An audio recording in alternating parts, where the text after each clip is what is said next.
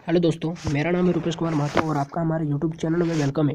यहाँ हम class 12th physics में चैप्टर नंबर 6 इलेक्ट्रोमैग्नेटिक इंडक्शन का आज मोस्ट इंपॉर्टेंट क्वेश्चन लेकर आया हूँ। तो इस क्वेश्चन को भले आप कोई दूसरा क्वेश्चन रिवीजन करें चाहे नहीं, लेकिन इस क्वेश्चन को जरूर रिवीजन कर लीजिएगा क्योंकि ये आपका मोस्ट इंपॉर्टेंट क्वेश्चन है। ठीक है, जिसमें आपको एक्सप्रेशन किसका निकालना है, म्यूचुअल इंडक्शन का ही एक्सप्रेशन निकालना है ऑफ टू कोएक्सियल सोलेनॉइड। इसमें क्या होगा, दो कोएक्सियल मतलब दोनों का एक्सिस सेम होगा और दो सोलेनॉइड होगा, एक इधर से सोलेनॉइड होगा एक इधर से सोलेनॉइड होगा। ठीक है, तो इसका डायग्राम को सबसे पहले हम लोग समझते हैं। तो आपको निकालना क्या है, एक्सप्रेशन किसका, म्यूचुअल इंडक्शन का। म्यूचुअल इंडक्शन मतलब m बराबर आपका एक्सप्रेशन निकालना है। ठीक है, पिछला क्लास में हम लोग म्यूचुअल इंडक्शन बराबर क्या निकाले थे, म्यूचुअल इंडक्शन बराबर निकाले थे N2 बाय I1 निकाले थे है, जहाँ पर I का वैल्यू हम लोग 1 एम्पियर ले लिए थे। तो यहाँ पर हम लोग I को हटा देते थे फिर, तो m बराबर निकला था आपका N2 निकला था, याद है। ठीक है, तो उसके बाद एक और मेरा क्या निकला था, एक और मेरा निकला था E और यहाँ से हो जाएगा dt बाय di। ठीक है, ये निकला था, आपको याद कीजिए। ठीक है, ये आपका निकला था, ये आपका निकला था। ठीक है, इसको याद कर लिए। तो ये था I1 था। ठीक है, तो ये था आपका पिछला क्लास में म्यूचुअल इंडक्शन का हम लोग एक्सप्रेशन निकाले थे। अब हम लोग कोएक्सियल का निकालते हैं। ठीक है, तो वीडियो में आप कंटिन्यू बने रहिए।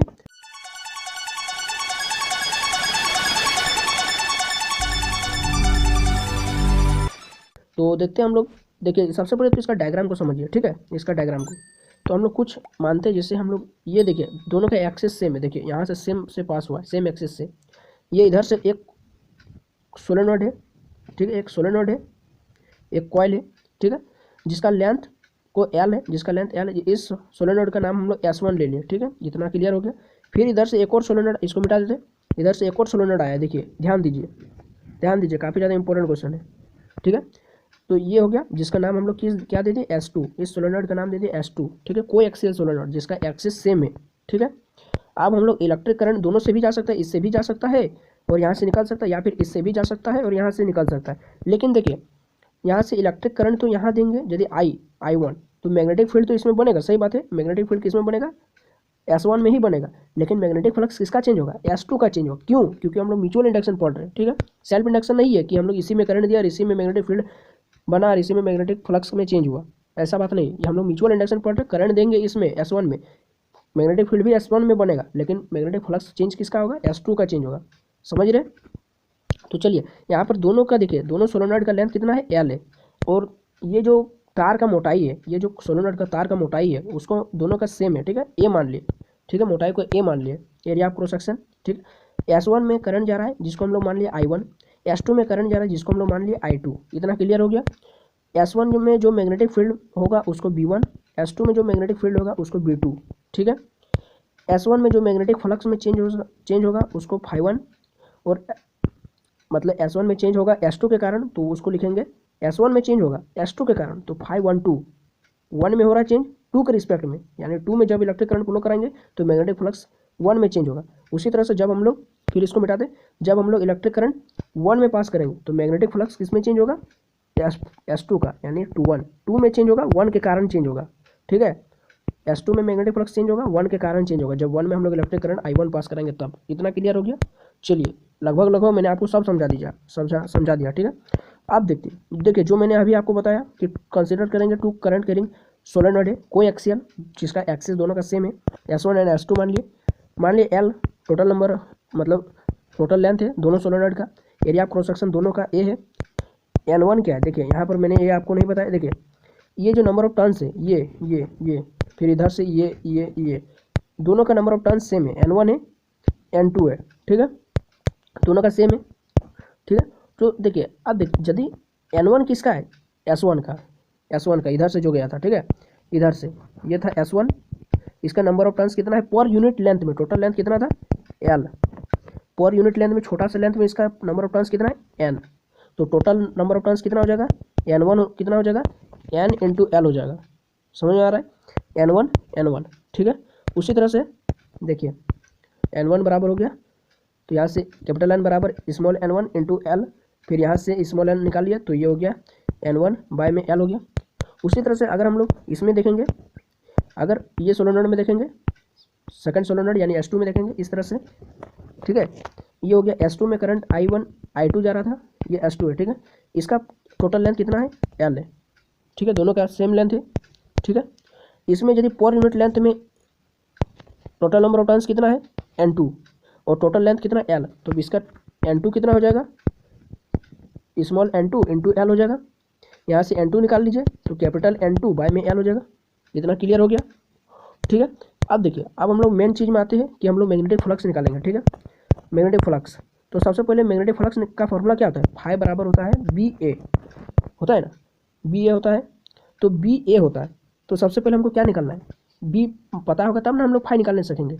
और B कैसे निकालेंगे, हम लोग पढ़े थे, याद है आपको कुछ, कि जब हम लोग सोलेनोइड के करंट कैरिंग सोलेनोइड के कारण मैग्नेटिक फील्ड निकाल रहे थे तब B बराबर क्या आया था, म्यू नॉट NI। उसी तरह से जब हम लोग करंट कैरिंग टॉरॉइड के कारण निकाल रहे थे, याद कीजिए जब हम लोग टॉरॉइड के कारण निकाल रहे थे तब वहाँ पर भी हम लोग का B बराबर आया था म्यू नॉट NI, आया था ना। तो यहाँ पर सोलेनोइड है इसलिए हम लोग सोलेनोइड का यहाँ पर लिखेंगे, क्या लिखेंगे, लेट I1, ये S1 था, ठीक है, S1, यहाँ से S2 था, ठीक है। मैं साफ दिखाने के लिए थोड़ा अलग अलग बनाया, ठीक है, लेकिन आपको एक ही एक्सिस में बनाना है, ठीक है। मान लेते हैं I1 क्या है, इलेक्ट्रिक करंट फ्लो थ्रू था S1, ठीक है, इलेक्ट्रिक करंट फ्लो थ्रू था सोलेनोइड S1। तब मैग्नेटिक फील्ड किस में बनेगा, बोलिए, तो मैग्नेटिक फील्ड हम लोग करंट किस में दे रहे हैं, S1 में, तो मैग्नेटिक फील्ड भी इसी में बनेगा। मैग्नेटिक फ्लक्स उसमें चेंज होगा लेकिन मैग्नेटिक फील्ड किस में बनेगा, S1 में, ठीक है। तो मैग्नेटिक फील्ड S1 में बना तो B1 इसका हो जाएगा मैग्नेटिक फील्ड, तो B1 बराबर क्या हो जाएगा, जैसा कि म्यू नॉट NI से हम लोग म्यू नॉट और N1 इंटू I1, ठीक है। अब देखिए यहाँ पर हो जाएगा, ठीक है, म्यू नॉट स्मॉल n की जगह में हम लोग क्या निकाले थे, capital N1 by L put कर दिया, यहाँ पर पुट कर दिए। अब हमको B1 मिल गया, हमको फाई बराबर क्या जानते हैं, हम लोग BA जानते हैं ना, तो हमको B मिल गया, तो अब हम लोग फाई आराम से निकाल सकते हैं, ठीक है। तो देखिए यहाँ से मैग्नेटिक फ्लक्स, तो देखिए अब आपको समझना है, हम लोग करंट दिए थे किस में, S1 में, मैग्नेटिक फ्लक्स हम लोग निकाल रहे किस में, S2 में, तो मैग्नेटिक फ्लक्स S2 का क्या हो जाएगा, फाई2, किसके कारण निकला, B1 के कारण निकला, समझिए, फाई2 किसके कारण होगा, B1 के कारण। तो अगर हम लोग magnetic flux of secondary coil है ना, सॉरी सोलेनोइड S2 में क्या हो जाएगा मैग्नेटिक फ्लक्स, S2 में मैग्नेटिक फ्लक्स फाई2 हो जाएगा, किसके कारण निकला, B1 के कारण निकला, ठीक है। तो बस फाई2 बराबर हो जाएगा, जिस तरह हम लोग यहाँ से फाई बराबर NBA नंबर ऑफ टर्न्स के लिए N दे दिया, ठीक है, टोटल नंबर ऑफ टर्न्स के लिए, तो यहाँ से N किसका हो जाएगा, जो 2 का है, सेकंड सोलेनोइड का ही है, उसका N2 हो जाएगा। लेकिन मैग्नेटिक फील्ड किसका होगा, S1 का, क्योंकि S1 के कारण ही इसमें मैग्नेटिक फ्लक्स बना था ना, इसीलिए, ठीक है। तो A, अब यहाँ से B1 का जो अभी हम लोग वैल्यू निकाले उसको पुट कर दिए, उसको इक्वेशन 1 मान लेते हैं हम लोग। देखिए हमको यहाँ पर फाई2 का एक्सप्रेशन 1 मिला है, ठीक है।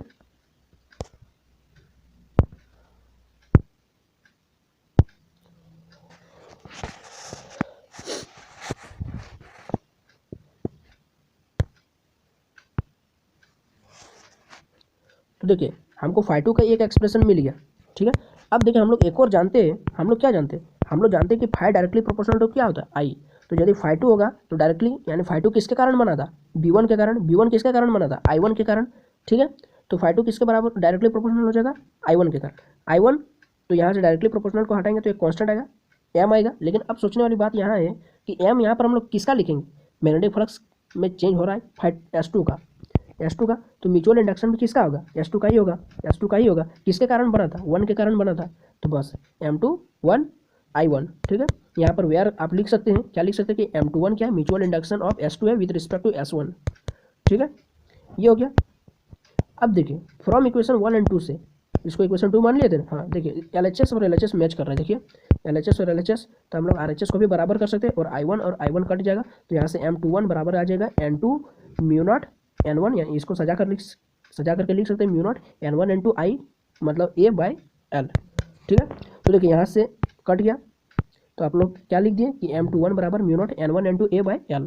इसी तरह से अगर आप हम लोग इसमें क्या माने थे, हम लोग इसको लेकर किए थे, अगर आप इसको लेकर करेंगे, इसमें आप इलेक्ट्रिक करंट I2 देंगे तो मैग्नेटिक फ्लक्स, तो इसमें मैग्नेटिक फील्ड क्या बनेगा, B2 बनेगा।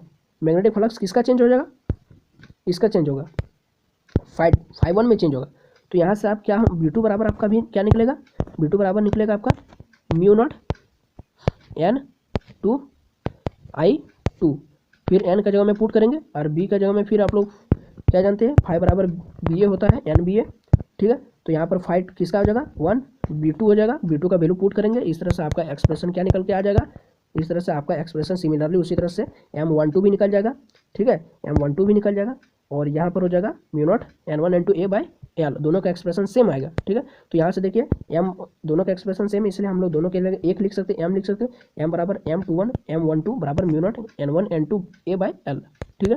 क्लियर हो गया, फॉर्मूला समझ में आ गया आपको, किस तरह से हम लोग निकाले वो भी समझ में आ गया प्रोसेस। आप इसको एक और बार देख लीजिएगा वीडियो को, आपको फिर से समझ में आ जाएगा, ठीक है। आप देखिए यहाँ पर आपको कुछ फैक्टर्स है, जैसे अगर आपको देखना है कि ये जो मैग्नेटिक, ये जो म्यूचुअल इंडक्शन है, म्यूचुअल इंडक्शन किन किन फैक्टर पर डिपेंड कर रहा है। तो म्यू नॉट क्या है, मैग्नेटिक परमिएबिलिटी इन मीडियम, यहाँ पर ये हो जाएगा म्यू नॉट है, मतलब फ्री स्पेस का बात हो रहा है।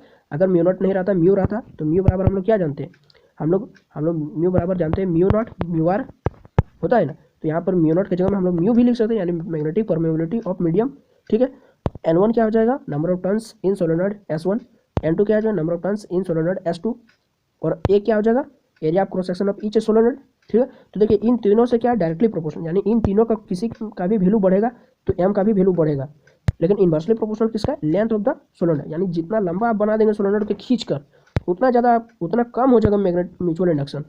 समझ रहे किस तरह से डिपेंड कर रहा है, ठीक है। जितना आप लंबा खींचेंगे सोलेनॉइड का, मतलब उसका जितना पतला करेंगे, मतलब जितना आप उसका लेंथ को बढ़ाएंगे, उतना आपका कम हो जाएगा म्यूचुअल इंडक्शन, क्योंकि इन्वर्सली प्रोपोर्शनल है। समझ में आ गया, देखिए वही वाला यहाँ पर लिखा होगा, आप खुद से इसको पढ़ सकते हैं, ठीक है। Total number of turns in primary coil and secondary coil, दोनों का total number of turns per depend करता है, एरिया ऑफ क्रॉस सेक्शन पर डिपेंड करता है डायरेक्टली प्रोपोर्शनल, लेंथ पर डिपेंड करता है लेकिन inversely proportional, permeability of the medium पर डिपेंड करता है डायरेक्टली प्रोपोर्शनल, ठीक है। तो आपको ये भी समझ में आ गया। तो मैंने जितना भी आपको एग्जाम में पूछता है इससे रिलेटेड मैंने आपको बता दिया। तो आपको वीडियो कैसा लगा आप कमेंट बॉक्स में जरूर बताएं। वीडियो अच्छा लगा तो लाइक करें, अपने दोस्तों में शेयर करना ना भूलें, और हमारे चैनल पर अगर पहली बार आए तो चैनल को सब्सक्राइब करके जाए। तो बस अभी के लिए इतना ही, जय हिंद, वंदे मातरम।